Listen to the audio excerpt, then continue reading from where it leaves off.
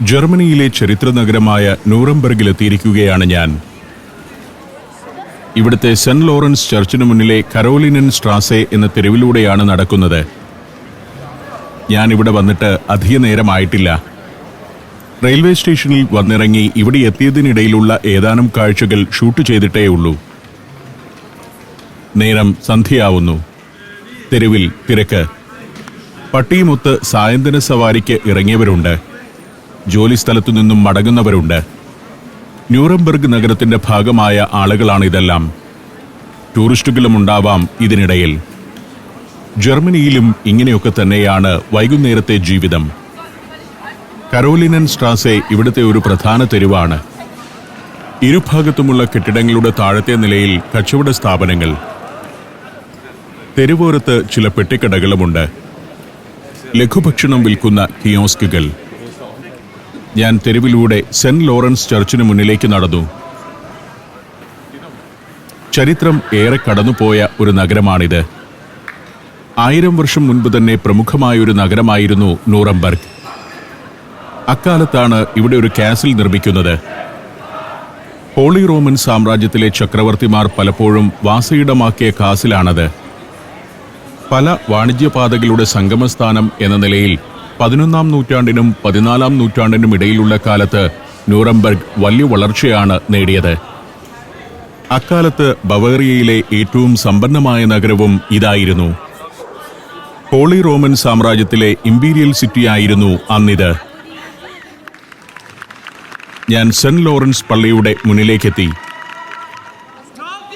പള്ളിയുടെ മുന്നിൽ ഒരു പ്രകടനം നടക്കുകയാണ്.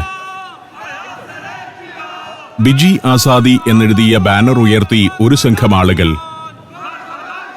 സിറിയയിലെ റൊജാവ എന്ന പഴയ സ്വയംഭരണ പ്രദേശത്തിന് ഐക്യദാർഢ്യം പ്രഖ്യാപിച്ചുകൊണ്ടുള്ള പ്രകടനമാണ്.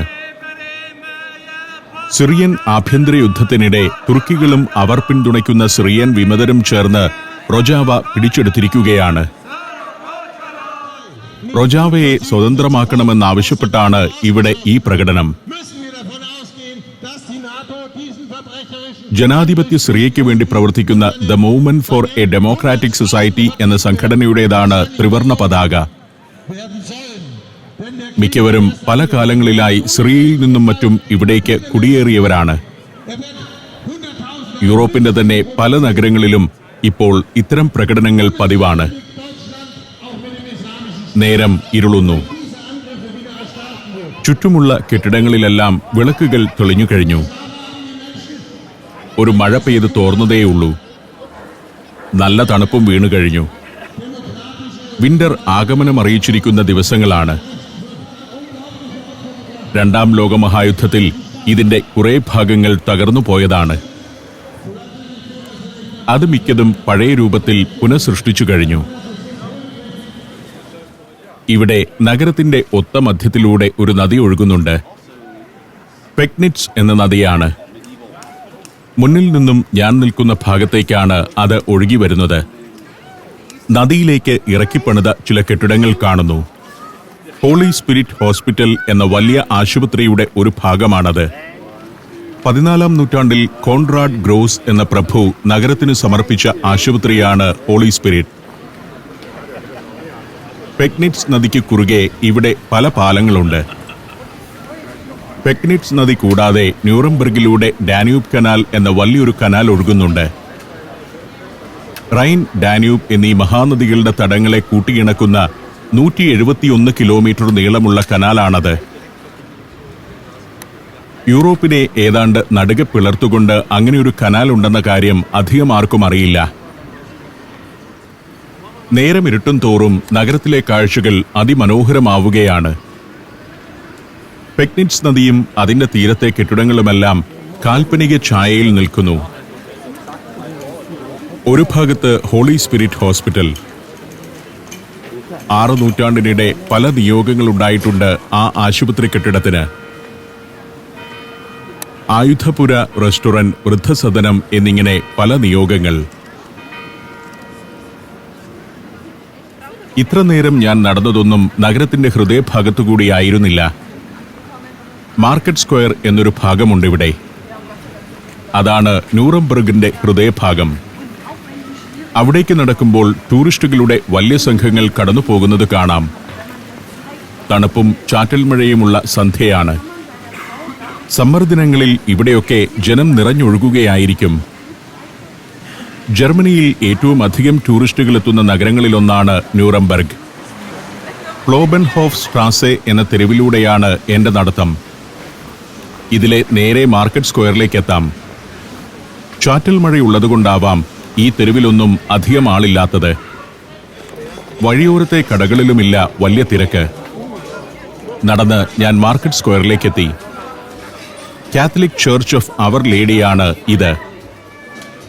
മാർക്കറ്റ് സ്ക്വയറിന്റെ ഓരത്തെ ഏറ്റവും പ്രധാന നിർമ്മിതി ഇതാണ്. ഹോളി റോമൻ ചക്രവർത്തി ചാൾസ് നാലാമൻ 14-ാം നൂറ്റാണ്ടിൽ പണിയിച്ച പള്ളിയാണ്. ചക്രവർത്തിമാർ ന്യൂറംബർഗിലുള്ള നാളുകളിൽ പ്രാർത്ഥനയ്ക്കെത്തിയിരുന്നതും ഈ പള്ളിയിൽ തന്നെ. പല നൂറ്റാണ്ടുകളിലായാണ് പള്ളി ഈ രൂപം കൈവരിച്ചത്. കല്ലുവിരിച്ച സ്ക്വയർ, അതിലേക്ക് വന്നു ചേരുന്ന നിരവധി പാതകൾ. ഒരു വശത്ത് ന്യൂറംബർഗ് സിറ്റി ഹാളാണ്. ഇവിടെ മറ്റൊരു ചരിത്ര നിർമ്മിതിയുണ്ട്. ഷോണർ ബ്രുണ്ണൻ എന്നാണ് ഇതിനു പേര്. ഇത് പഴയകാലത്തെ ഒരു ഫൗണ്ടനാണ്. ഇപ്പോൾ സ്ക്വയറിൽ ഒരു സ്മാരകമെന്നോണം ലൈറ്റപ്പ് ചെയ്തു നിർത്തിയിരിക്കുന്നു. ഹെൻറിച്ച് ബെഹീം എന്ന ശില്പി 1396 നിർമ്മിച്ച ഫൗണ്ടനാണ്. ഹോളി റോമൻ സാമ്രാജ്യകാലത്ത് പണിതതാകയാൽ ആ സാമ്രാജ്യവുമായി ബന്ധപ്പെട്ട 40 പേരുടെ പ്രതിമകളുണ്ട് ഇതിൽ. ഫൗണ്ടനും കന്യാമറിയത്തിന്റെ പള്ളിയുമാണ് ഈ സ്ക്വയറിലെ പ്രധാനപ്പെട്ട 2 കാഴ്ചകൾ. പല ഭാഗത്തു നിന്നും കല്ലുവിരിച്ച മനോഹരമായ തെരുവുകൾ ഈ സ്ക്വയറിലേക്ക് വന്നെത്തുന്നുണ്ട്. നേരം ഇരുട്ടും തോറും ഇതിന്റെയൊക്കെ നിറങ്ങൾ മാറി മാറി വരുന്നത് രസകരമായൊരു കാഴ്ചയാണ്. ഞാനിവിടെ എത്തിയിരിക്കുന്നത് ക്രിസ്മസ് അടുത്തു വരുന്ന കാലത്താണ്. അതിന്റെ അലങ്കാരങ്ങൾ പലയിടത്തും കാണാം. മഴയും തണുപ്പുമുള്ളതുകൊണ്ട് ആളുകൾ അകത്താണ് ഇരിക്കുന്നത്. ഇന്നത്തെ കച്ചവടം അവസാനിപ്പിച്ച് സാമഗ്രികളുമായി മടങ്ങുന്നു ചിലർ. ക്രിസ്മസ് മാർക്കറ്റ് എന്നാണ് മാർക്കറ്റ് സ്ക്വയറിലെ ചന്ത അറിയപ്പെടുന്നത്. ഇതിവിടുത്തെ റാത്ത് ഹൗസ് ആണ്. സിറ്റി ഹാൾ, നഗരഭരണ കേന്ദ്രമാണത്. റാത്ത് ഹൗസ് പ്ലാറ്റ്സ് എന്നാണ് ഈ പ്രദേശം അറിയപ്പെടുന്നത്. ഹോഫ്ത് മാർക്കറ്റ് എന്ന മെയിൻ സ്ക്വയറിനോട് ചേർന്നു തന്നെയാണ് റാത്ത് ഹൗസ് പ്ലാറ്റ്സ്. വലിയൊരു സ്ക്വയറാണ് ഹോഫ്ത് മാർക്കറ്റ്. ക്രിസ്മസ് കാലത്ത് ഇവിടെ വലിയൊരു മാർക്കറ്റ് ഉണ്ടാവും. ക്രിസ്മസ് മാർക്കറ്റ് എന്നു തന്നെയാണ് അതറിയപ്പെടുന്നത്. കല്ല് വിരിച്ച സുന്ദരമായ സ്ക്വയർ. ആ കല്ലുകൾ ആളുകൾ നടന്നു തേഞ്ഞ് തിളങ്ങുന്നു. വൃത്തിഹീനമായത് ഒന്നുമില്ല. സുന്ദരമാണ് എല്ലായിടവും. പക്ഷേ കൊടും ശൈത്യമാണ് ഇവിടെ എന്നത് മാത്രമാണ് ഒരു പ്രശ്നം. പഴങ്ങളും പൂക്കളും വിൽക്കുന്ന കടകൾ അടയ്ക്കാനൊരുങ്ങുകയാണ്. സ്ക്വയറിൽ ആളൊഴിഞ്ഞു തുടങ്ങി. ഞാൻ തിരികെ സെന്റ് ലോറൻസ് ചർച്ചിനു സമീപത്തേക്കെത്തി. അതിനടുത്തു തന്നെയാണ് ഞാൻ മുറി ബുക്ക് ചെയ്തിരിക്കുന്ന ഹോട്ടൽ. ഹക്സ് സിറ്റി എന്നൊരു അപ്പാർട്ട്മെന്റ് ഹോട്ടലാണ്. അവിടേക്ക് കയറി ചെന്നപ്പോൾ ഒരു ജീവനക്കാരൻ റിസപ്ഷനിലേക്ക് നയിച്ചു. റിസപ്ഷനിസ്റ്റ് ഒന്നുമില്ല. ഞാൻ കയറി വരുന്നത് ക്യാമറയിലൂടെ കണ്ട് ഏതോ മുറിയിൽ നിന്ന് ഒരാൾ ഇറങ്ങി വരുന്നു. ചെക്ക് ഇൻ നടപടികളെല്ലാം പെട്ടെന്ന് പൂർത്തിയാക്കി മുറിയുടെ താക്കോൽ തരുന്നു. മുറി അന്വേഷിച്ചു കണ്ടുപിടിച്ചു കൊള്ളണം. കിച്ചണൊക്കെയുണ്ട്. ഹോട്ടലിൻ്റെതായ സംവിധാനങ്ങളൊന്നുമില്ല. ഒരു അപ്പാർട്ട്മെന്റാണ്. ഏതൊക്കെയോ ഇടനാഴികളിലൂടെ നടന്ന് ഞാൻ മുറി കണ്ടുപിടിച്ചു. അതിലേക്ക് കയറി ചെന്നു. ഇന്നു രാത്രി മാത്രമേ ഞാൻ ഇവിടെ താമസിക്കുന്നുള്ളൂ. ഭാണ്ഡക്കെട്ടുകൾ ചുമലിൽ നിന്നിറക്കി. ഇനി പുറത്തിറങ്ങി അല്പം ഭക്ഷണം കഴിക്കണം. പിന്നെ ഉറങ്ങണം. Malaysia, Thailand, Tanzania, China. സഞ്ചാരം വോളിയം നമ്പർ 12. ഫുൾ HD-യിലുള്ള ഈ അപൂർവ ദൃശ്യയാത്രാ വിവരണ ശേഖരം സ്വന്തമാക്കാൻ 99544422 എന്ന നമ്പറിലേക്ക് സഞ്ചാരം എന്ന് SMS ചെയ്യൂ. പിറ്റേന്ന് അതിരാവിലെ എണീറ്റ് ജാലകത്തിലൂടെ നോക്കുമ്പോൾ നഗരത്തിൽ നേരം പുലരുന്നു. മ്യൂണിക്കിൽ നിന്നും ബിനു ന്യൂറംബർഗിലെത്തിയിരിക്കുന്നു. റിസപ്ഷനിൽ കാത്തിരിക്കുകയാണ്. ഇന്ന് എന്നെ മ്യൂണിക്കിലേക്ക് തിരികെ കൊണ്ടുപോകാനായിട്ടാണ് ബിനു എത്തിയിരിക്കുന്നത്. അതിനായി പുലർച്ചെ എണീറ്റ് 2.5 മണിക്കൂർ കാർ ഓടിച്ചു വന്നതാണ്. ഞാൻ റിസപ്ഷനിലേക്ക് എത്തുമ്പോൾ ബിനു അവിടെയുണ്ട്. ഞങ്ങൾ അവിടെ നിന്നും പുറത്തേക്കിറങ്ങി. ഇന്നും ചെറിയ ചാറ്റൽ മഴയുണ്ട്. ഇന്ന് ന്യൂറംബർഗിനെ ഒന്ന് കാണണം. ഉച്ചവരെ ന്യൂറംബർഗിൽ ചെലവഴിച്ചിട്ട് വേണം മ്യൂണിക്കിലേക്ക് പോകാൻ. അതിപ്രശസ്തമായ ന്യൂറംബർഗ് ട്രയൽസ് എന്ന വിചാരണ നടന്നത് ഇവിടെയാണ്. 2ാം ലോക മഹായുദ്ധത്തിൽ ചെയ്ത ക്രൂരതകളുടെ പേരിൽ നാസി പാർട്ടി നേതാക്കളെയും സൈനിക ഉദ്യോഗസ്ഥരെയും വിചാരണ ചെയ്ത ഇടം. യുദ്ധാനന്തരം സഖ്യകക്ഷികളായ സോവിയറ്റ് യൂണിയനും അമേരിക്കയും ബ്രിട്ടനും ഫ്രാൻസും ചേർന്ന് രൂപീകരിച്ച കോടതിയാണ് നാസികളെ വിചാരണ ചെയ്തത്. അകലെ കാണുന്നത് എലിസബത്ത് ചർച്ചാണ്. പുരാതനമായ ഒരു പള്ളി. യൂറോപ്പിലെ ഇത്തരം പുരാതന പട്ടണങ്ങളിലെല്ലാം ചെറിയൊരു പ്രദേശത്തു മാത്രം നിരവധി പള്ളികളുണ്ടാവും. മധ്യകാലത്ത് പണിതവയാണ് മിക്കതും. 1235 നിർമ്മിച്ചതാണ് സെന്റ് എലിസബത്ത് ചർച്ച്. ബിനു ആദ്യം ഞങ്ങൾ പോകുന്ന പാലസ് ഓഫ് ജസ്റ്റിസിലേക്കുള്ള റൂട്ട് മാപ്പിൽ സെറ്റ് ചെയ്തു. യുദ്ധാവസാനം ശേഷിച്ച നാസി നേതാക്കളെ വിചാരണ ചെയ്യാനുള്ള ഇടമായി ഇവിടം തിരഞ്ഞെടുത്തത് ഒട്ടൊരു പ്രതീകാത്മകമായിട്ടാണ്. നാസി പാർട്ടിയുടെ ഏറ്റവും വലിയ റാലികൾ അരങ്ങേറിയിരുന്ന നഗരമായിരുന്നു ന്യൂറംബർഗ്. ഇവിടെ വച്ചാണ് ഹിറ്റ്ലർ തന്റെ കിരാത നിയമങ്ങൾ ആദ്യമായി പൊതുവേദികളിൽ പ്രഖ്യാപിച്ചതും. പോകുന്ന വഴിക്ക് നഗരമതിലിന്റെ ഒരു ഭാഗം കണ്ടപ്പോൾ കാർ നിർത്താൻ പറഞ്ഞ് ഞാൻ ഇറങ്ങി നടന്നു. ന്യൂറംബർഗ് നഗരത്തിന് പ്രതിരോധം തീർത്തു നിർമ്മിച്ച മതിലാണ്. 12 മുതൽ 16 വരെയുള്ള നൂറ്റാണ്ടുകളായിരുന്നു ഇതിന്റെ നിർമ്മാണകാലം. പലയിടത്തും ഇത് ഇരട്ട മതിലാണ്. അതിനിടയിൽ കിടങ്ങുമുണ്ട്. പണി പൂർത്തിയാവാൻ 4 നൂറ്റാണ്ടുകളെടുത്തു എന്നത് തന്നെ ഈ നഗരമതിലിന്റെ വൈപുല്യം വ്യക്തമാക്കുന്നു. നിർമ്മിതമായ കാലത്ത് ന്യൂറംബർഗിനെ ഒന്നാകെ ചുറ്റി നിൽക്കുകയായിരുന്നു മതിൽ. ഇടയ്ക്കിടെ നിരീക്ഷണ ഗോപുരങ്ങൾ, തടവറകൾ, സൈനികർ പാർത്തിരുന്ന ഇടങ്ങൾ. 30 അടി വരെ ഉയരം. അതിബൃഹത്തായ നിർമ്മിതി തന്നെയാണ് ന്യൂറംബർഗ് സിറ്റി വാൾ. വൃത്തിയോടെ സംരക്ഷിക്കുന്നുമുണ്ട് നഗരമതിൽ. യൂറോപ്പിൽ ഇന്ന് നിലനിൽക്കുന്ന മധ്യകാല പ്രതിരോധ മതിലുകളിൽ പ്രമുഖമായൊരു സ്ഥാനമുണ്ട് ന്യൂറംബർഗ് സിറ്റി വാളിന്. ഫാർബർ ടോർ എന്നാണ് ഈ ഭാഗം അറിയപ്പെടുന്നത്. നഗരമതിലിലെ ഒരു ടവറാണ് ഫാർബർ ടോർ. അതിന്റെ സമീപ പ്രദേശത്തിനും ആ പേരു തന്നെ ലഭിക്കുകയായിരുന്നു. ഒരു കിടങ്ങ്. അത് കഴിഞ്ഞാൽ താരതമ്യേന ചെറിയ മതിൽ. അതിനുമപ്പുറം വലിയ മതിൽ. ആ മതിൽക്കെട്ടിനകത്താണ് പഴയകാലത്തെ നഗരം. അതിന് പുറത്തേക്കും നഗരം ഇപ്പോൾ വളർന്നിട്ടുണ്ട്. 18ാം നൂറ്റാണ്ട് വരെയും നഗരം പൂർണ്ണമായും ഈ മതിൽക്കെട്ടിനകത്ത് ഒതുങ്ങി നിൽക്കുകയായിരുന്നു. ആക്രമണങ്ങളും കീഴടക്കലുകളും പതിവായിരുന്ന മധ്യകാലത്ത് സമ്പന്ന നഗരമായിരുന്ന ന്യൂറംബർഗിനെ സംരക്ഷിക്കാനാണ് ശക്തവും വിപുലവുമായ ഈ കോട്ട നിർമ്മിച്ചത്. അക്കാലത്ത് ഹോളി റോമൻ സാമ്രാജ്യത്തിലെ ഒരു പ്രമുഖ നഗരവുമായിരുന്നു ന്യൂറംബർഗ്. 2ാം ലോക മഹായുദ്ധത്തിൽ ഭാഗികമായി തകർന്നുപോയതാണ് ന്യൂറംബർഗ് സിറ്റി വാൾ. പിന്നീട് നഗര പുനർനിർമ്മാണ പദ്ധതിയുടെ ഭാഗമായാണ് ഇത് ഈ വിധം കേടുപാടുകൾ തീർത്തെടുത്തത്. ഞങ്ങൾ കാറിൽ കയറി യാത്ര തുടർന്നു. ബിനുവിന്റെ ചില സുഹൃത്തുക്കൾ ഈ നഗരത്തിലുണ്ട്. അടുത്തതായി ചരിത്രപ്രസിദ്ധമായ പാലസ് ഓഫ് ജസ്റ്റിസ് കാണാനാണ് ഞങ്ങൾ പോകുന്നത്. ഇപ്പോൾ നേരെ മുന്നിൽ അങ്ങകലെ ഒരു ടവർ കാണാം. അതും ന്യൂറംബർഗ് സിറ്റി വാളിന്റെ ഒരു ഭാഗമാണ്. സ്പിറ്റ്ലർ ടോർട്ടം എന്നാണ് അതിന് പേര്. നഗരത്തിന്റെ ഒരു കവാടം ആ ടവറിന് ചുവട്ടിലൂടെയാണ്. അത്തരത്തിലുള്ള 4 ടവറുകളുണ്ട് ഈ നഗരമതിലിൽ. 2ാം ലോകമഹായുദ്ധകാലത്ത് ഒരു ബങ്കറായി സ്പിറ്റ്ലർ ടോർട്ടം ഉപയോഗിച്ചിരുന്നു. ഇപ്പോൾ ഇതിനുള്ളിൽ ഒരു മ്യൂസിയമാണ് പ്രവർത്തിക്കുന്നത്. നഗരമതിലിന്റെ തെക്കുപടിഞ്ഞാറേ മൂലയിലാണ് ഈ ഗോപുരം. കൂറ്റൻ ടവറിന്റെ മുകൾ നിലയിലെ നിരീക്ഷണ സ്ഥലം വരെ എത്താൻ വശങ്ങളിലൂടെ പടിക്കെട്ടുകളുണ്ട്.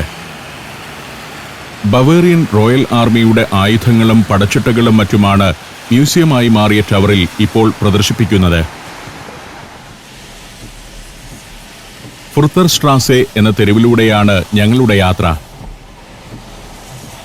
പ്രഷ്യയുടെ വിദേശകാര്യമന്ത്രിയായിരുന്ന കാൾ അഗസ്റ്റ് വോൺ ഹാൻഡൻബർഗ് മുൻകൈയെടുത്തു നിർമ്മിച്ചതാണ് ഈ പാത. 19-ാം നൂറ്റാണ്ടിലാണ് ഇത് ഈ വിധം ഒരുക്കിയത്. ഈ സ്ട്രീറ്റിന്റെ ഓരത്താണ് പാലസ് ഓഫ് ജസ്റ്റിസ്. രണ്ടാം ലോക മഹായുദ്ധം അവസാനിച്ച ശേഷം 1945 നവംബർ 20-നാണ് ന്യൂറംബർഗ് വിചാരണകൾ തുടങ്ങിയത്. യുദ്ധത്തിന്റെ കാരണക്കാരും ലക്ഷക്കണക്കിന് ജൂതന്മാരെ കൊന്നൊടുക്കാൻ നേതൃത്വം നൽകിയവരുമായ നാസികളെയാണ് വിചാരണ ചെയ്തത്. Adolf Hitler, Joseph Goebbels, Heinrich Himmler എന്നിവർ യുദ്ധം അവസാനിക്കുന്നതിന് മുൻപ് തന്നെ ആത്മഹത്യ ചെയ്തിരുന്നു. ശേഷിച്ച 23 നാസി തലവന്മാരാണ് ന്യൂറംബർഗിൽ ആദ്യഘട്ടത്തിൽ വിചാരണ ചെയ്യപ്പെട്ടത്. 1946 ഒക്ടോബർ 1-നാണ് വിചാരണകൾ അവസാനിച്ചത്. ഏതാണ്ട് 1 വർഷം നീണ്ടുനിന്ന വിചാരണയായിരുന്നു അത്. മാനവരാശിയോട് ചെയ്ത കൊടിയ ക്രൂരതകളുടെ പേരിലാണ് നാസി നേതാക്കളെ വിചാരണ ചെയ്ത് ശിക്ഷിക്കാൻ തീരുമാനിച്ചത്. നാസികളെയെല്ലാം പിടികൂടി വെടിവെച്ചു കൊല്ലണമെന്ന അഭിപ്രായമായിരുന്നു ജോസഫ് സ്റ്റാലിന്. പക്ഷേ അമേരിക്കയും ബ്രിട്ടനും ഫ്രാൻസും അതിനോട് യോജിച്ചില്ല. 4 രാജ്യങ്ങളും ചേർന്ന് അന്താരാഷ്ട്ര സൈനിക ട്രിബ്യൂണൽ രൂപീകരിച്ചു. ഇതാണ് ന്യൂറംബർഗ് ട്രയൽസ് മെമ്മോറിയം. വലതുവശത്ത് ഇക്കാണുന്നത് മുഴുവൻ കോടതി സമുച്ചയമാണ്. 1916 മുതൽ appellate court, regional court, local court, public പ്രോസിക്യൂട്ടർമാരുടെ ഓഫീസുകൾ എന്നിവയെല്ലാം പ്രവർത്തിച്ചിരുന്ന സമുച്ചയമാണിത്. ഇതിലെ കോർട്ട് റൂം നമ്പർ 600 എന്നറിയപ്പെടുന്ന ഒരു ഹാൾ മാത്രമാണ് നാസികളെ വിചാരണ ചെയ്യാൻ ഉപയോഗിച്ചത്. രണ്ടാം ലോകമഹായുദ്ധത്തിൽ കോടതി സമുച്ചയത്തിന് താരതമ്യേന ചെറിയ കേടുപാടുകളെ സംഭവിച്ചിരുന്നുള്ളൂ. അതിനാലാണ് നാസി വിചാരണകൾക്കായി ഈ കെട്ടിടം ഉപയോഗപ്പെടുത്താൻ തീരുമാനിച്ചത്. നാസികളുടെ പ്രധാന റാലികൾ നടന്ന നഗരത്തിൽ തന്നെ നാസി യുഗത്തിന്റെ അന്ത്യം കുറിക്കുന്ന വിചാരണകൾ നടത്താൻ സഖ്യകക്ഷികൾ നേരത്തെ തീരുമാനമെടുത്തിരുന്നു. കോടതി സമുച്ചയം ഗംഭീരമായൊരു നിർമ്മിതിയാണ്. ഞാനതിന്റെ വരാന്തയിലേക്ക് കയറി ചെന്നു. അകത്തൊന്നും ക്യാമറ അനുവദിക്കില്ല. ഉന്നത നാസി നേതാവായിരുന്ന ഹെർമൻ ഗോറിംഗ് ഉൾപ്പെടെ 23 പേരെ ആദ്യഘട്ടത്തിൽ വിചാരണ ചെയ്തു. സഖ്യകക്ഷി രാജ്യങ്ങളിൽ നിന്നും 2 പേർ വീതമുള്ള 8 പേരടങ്ങിയ ന്യായാധിപ സംഘമാണ് വാദം കേട്ടത്. വിചാരണയ്ക്കൊടുവിൽ 12 നാസി തലവന്മാരെ വധശിക്ഷയ്ക്ക് വിധിച്ചു. 7 പേർക്ക് ജീവപര്യന്തം തടവ് ശിക്ഷയും ലഭിച്ചു. വധശിക്ഷയ്ക്ക് വിധിക്കപ്പെട്ട 12 പേരിൽ 10 പേരെ 1946 ഒക്ടോബർ 10-ന് തൂക്കിലേറ്റി. ജോസഫ് മാൾട്ട എന്ന US പട്ടാളക്കാരനാണ് ആരാച്ചാരായി ശിക്ഷാവിധി നടപ്പാക്കിയത്. ഹെർമൻ ഗോറിംഗ് വിധി നടപ്പാവുന്നതിന്റെ തലേദിവസം ആത്മഹത്യ ചെയ്തിരുന്നു. ഞങ്ങൾ യാത്ര തുടർന്നു. ഇതാണ് പാലസ് ഓഫ് ജസ്റ്റിസ്. വലിയൊരു കോംപ്ലക്സ് ആണ്. 100 കണക്കിന് മുറികളുണ്ട് ഇതിൽ. ഇപ്പോഴും കോടതിയിൽ തന്നെയാണ് കെട്ടിടത്തിൽ പ്രവർത്തിക്കുന്നത്. ന്യൂറംബർഗ് വിചാരണ നടന്ന കോർട്ട് റൂം നമ്പർ 600-ൽ 2000 ആണ്ട് മുതൽ ആഴ്ചാവസാനങ്ങളിൽ സന്ദർശകർക്ക് പ്രവേശനമുണ്ട്. ഇന്നു പക്ഷേ പ്രവേശനമില്ല. കെട്ടിടത്തിന്റെ ഏറ്റവും മുകൾ നിലയിൽ ദ ന്യൂറംബർഗ് ട്രയൽ മെമ്മോറിയൽ എന്ന സ്മാരകവും നിലനിർത്തിയിരിക്കുന്നു.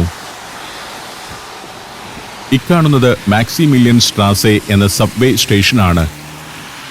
ഇവിടെ നിന്നും ഭൂമിക്കടിയിലേക്ക് ഇറങ്ങാം. സബ്വേ സ്റ്റേഷന്റെ മുന്നിൽ നിന്നും വലത്തേക്കുള്ള പാതയിലേക്ക് തിരിഞ്ഞു ഞങ്ങൾ. അടുത്തതായി പോകുന്നത് ന്യൂറംബർഗ് കാസിൽ കാണാനാണ്.